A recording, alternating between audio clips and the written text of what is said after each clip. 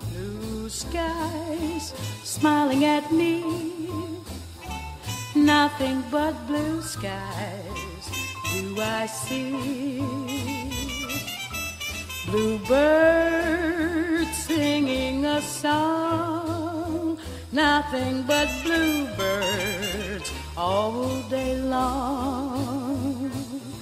Never saw the sun shining so bright, never saw things going so right. Noticing the days hurrying by.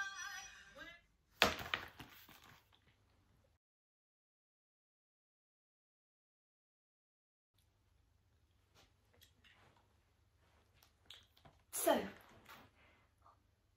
any opening thoughts? It's very, it's really, well, I mean, I think that the way, Morrison seems to, You mean Lord? Yes, Lord, I mean, the way that Lord seems to, you know, say or suggest her argument, it's really sort of, you know what, I think it's angry, for sure, I think. Yeah, I think the chapter Uses of Anger definitely articulates her anger and her frustration. If we I read it in the bath and oh, I felt like dying inside a little bit. Oh, I'm so sorry to cut you off. No. I was just going to say that I think it's fantastic. You know, that we've all come here and taken the time to do this. To really broaden our horizons and open our minds up. Here. So, well, thank you all for coming and for broadening the purview that you normally read in. Well, I suppose we should open up the discussion and see what you all think of such a groundbreaking and heralded piece of work, as per our previous discussions. Well, it's very to the point. Yes. And I personally think that it's really, you know, the way that she sort of, she's very... She seems to be highlighting a series of struggles that aren't akin to anything I've ever experienced, personally. Yeah, I think you're right, Jane. She definitely is, she's highlighting an experience that I don't think any of us have any familiarity with at all. She writes with this kind of... there's a certain tone to the book and she seems... Well, she's pissed off. That's for sure. Yes, thank you. Thank God someone... Don't even get me started. I was pissed off reading it, to be honest. I mean, we're all not like that. We aren't all... Well, it was written, what, like 50 years ago? Yeah, but it came out in the 80s. I mean, the sentiments are like 50 years old, aren't they? You know, what with Malcolm X and Martin Luther King. She does actually discuss this in the chapter Learning from the 1960s. The 1960s were characterised by a heady belief in instantaneous solutions. They were vital years of awakening, of pride and of error.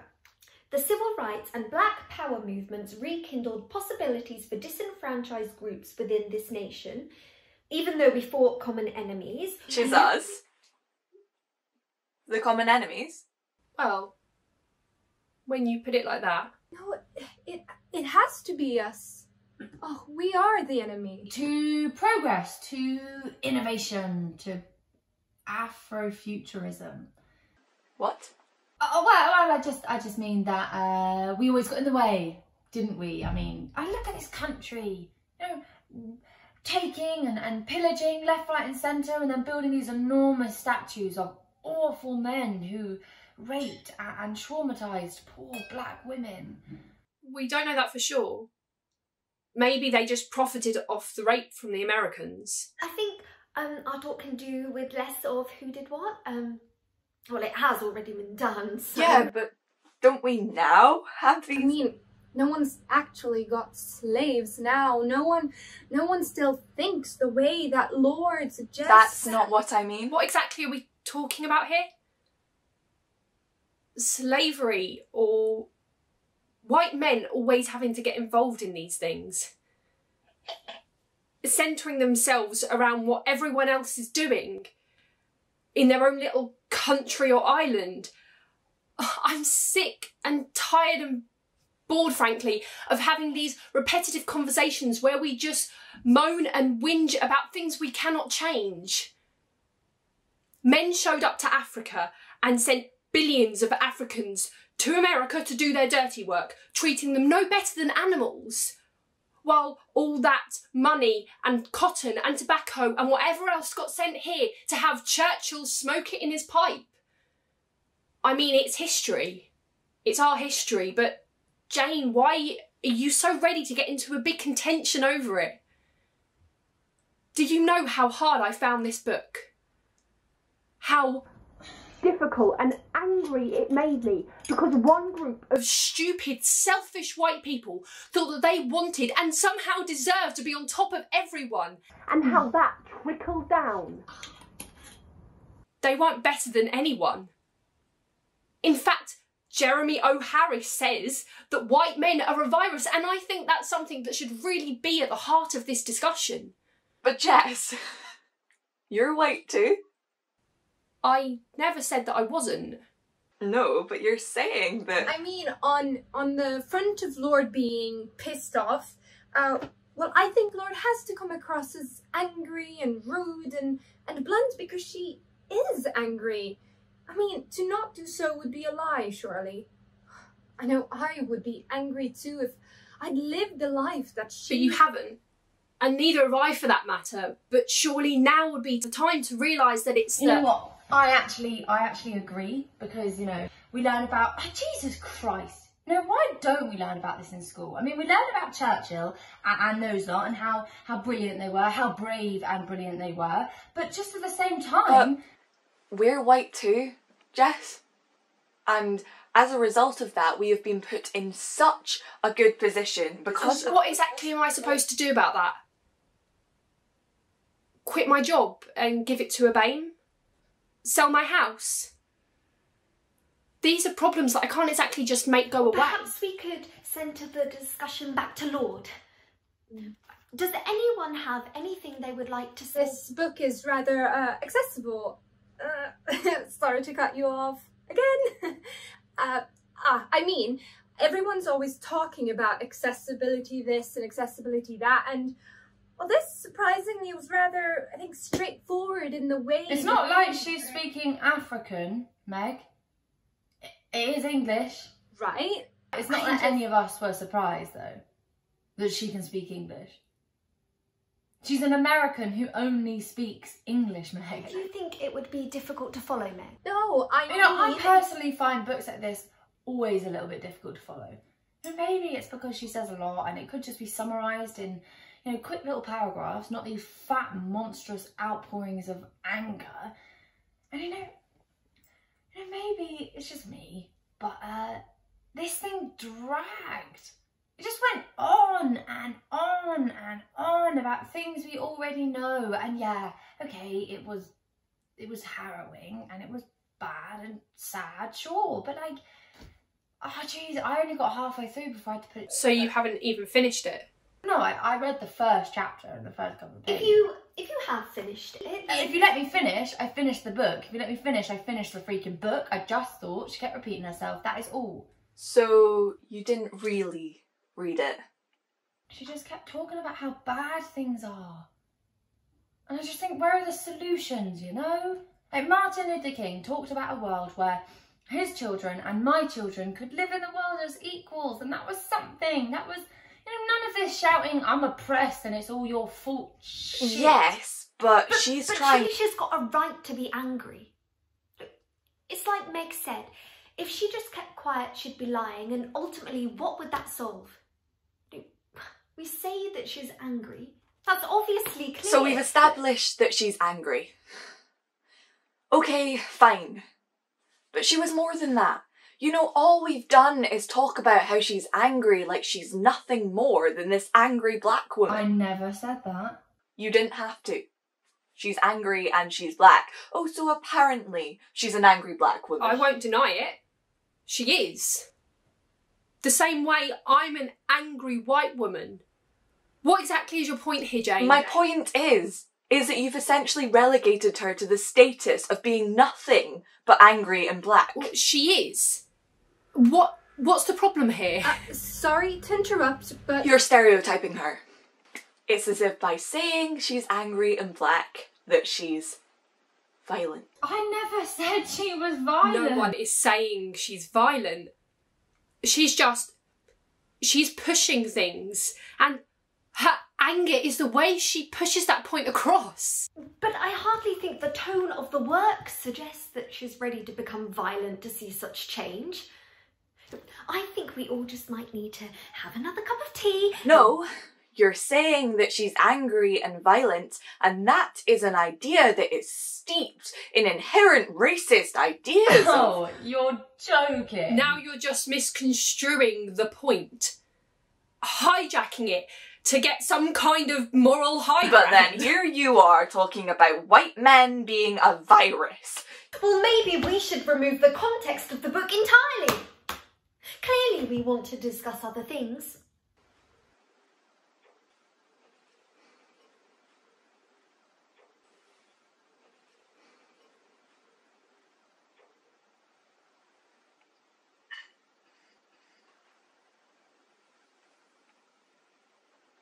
I can't believe I even have to say this.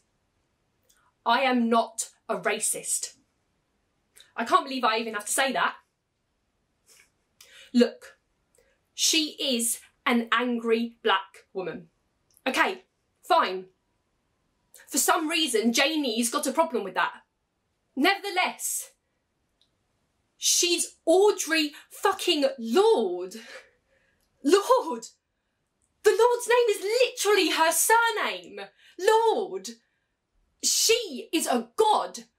A powerhouse who has written this amazing series of essays that we've all come here to discuss. Oh, for God's sake. I think maybe we should all change our tone. I actually think it might be best if we focus on each essay individually, instead of lumping them all together. Right, shall we do that? Exactly are you going to realise, Jess, that you, not men, not white men, are the problem here? But surely that's the problem right there. You lecturing me.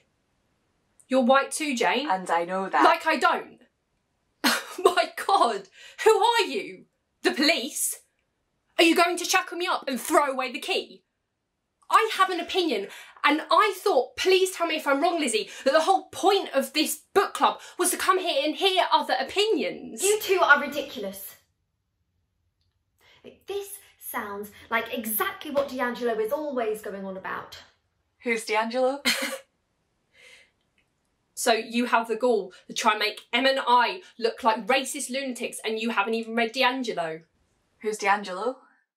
She's the writer of a race book. White fragility?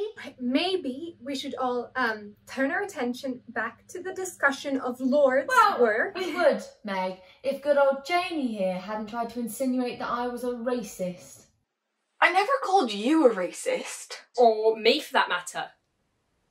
And you know what? I've never liked your tone at these meetings. You always talk down to us like we're stupid, like we're thick. And it's so funny to me. What? It's funny that this has all only come about since you married that guy off Too Many Fish. Ken, that's his name. You're fucking joking. It's like you're suddenly on this racial empowerment kick. It's all come out from nowhere. It's true. You and I used to go to Halloween parties dressed up as Seal and Heidi Klum, sans the elaborate costumes. Jane. And we'd switch every year. This was at uni. One year, I'd be Heidi in those long, elegant gowns, and you'd be Seal, all painted up, black suit on. Jane! That was years ago. And we had fun. But now you can't even cross the street without black people looking at you as if you're about to eat their children or hit them with a car. And then you come into these meetings reading all of these books. Not all of them, apparently. And trying to make us look like idiots who hate black people. I love black people. You're married to one. My sister's engaged to one. I live and work with black people. So I'm just struggling to understand why you're trying so hard to make Jess and I look like some kind of horrific... Because you're excluding yourselves from the narrative. What narrative? The very narrative that you are trying to solely blame on white men. Being a virus or whatever the fuck you were trying. We all benefit from white privilege. I'm not a racist. For God's sake, can you stop trying to make me look like some raging racist lunatic? But you're the one going on about white men being a virus. You said that Jeremy... It's not like you're exactly perfect either though, Jane. Does Ken know about the Seal Heidi Klum thing, Jane? Oh. Does he? It'd be a shame if he found out. Right. Look, is this book club or gossip club? Because I find it insane how we all took the time out of our busy schedules to come here and no one is reading please. It's not like you don't say the N-word every time we go out clubbing. No, I never said that word. Really? I do remember you saying it, Lizzie. On my birthday drinks. Last month. Look, clearly none of us are perfect. And maybe that's the issue that we should be trying to... No, I never said that word. Look, why would I say that word? Well, we were dancing up in Camden and you were drinking rum. No, vodka tonic. And that Kanye song came on. It's always Kanye, isn't it? I don't remember saying it. Right. And I would never say... And now you know how I felt during this entire conversation. Welcome to getting cancelled. I would never say that word. Intentionally. I know what it means. I know its history. Fuck. Look, was Shayna there? On Jess's birthday. Well, what if she heard me say it? Oh, it was nice knowing you, Shayna. Look, right, I have to call her. That is a bad idea. Like telling your black husband you did blackface. Oh, for fuck's sake! I'm just being honest. No, all you do is stir the pot, reveling in all the drama. You didn't even finish the fucking And yet, book. you both did blackface and are somehow ignoring that fact. And here you were, trying to make me look crazy. My God. What a sad little life, Jane. I hope you're happy. Truly. And you, get it together. What is this? You went to Exeter, you can read a fucking book. It's been a really hard week. Do you know how hard it was? Because Max didn't text me back. And yet you still came in. No, I don't think we need a pep talk from you, of all people, Jess. You can't even remember if you said the N-word or not. At least I've got standards. Oh, can we all just take a breath? Please. I can't remember the last time we fought like this. I mean, really? It's taken us 7 months of having this weekly fucking book club for us to finally read a black book and for you all to just show yourselves. I mean, really? You can't even remember if you said the N-word or not, and now you're calling your only black friend. Are you mad? And you two, you're just only now remembering that you've done blackface. Repeatedly. What the hell is going on? Jess is here proclaiming that all white men are a virus and she is married to a white guy. I mean, what the hell? Did I step through the door and enter the upside down? Jesus Christ.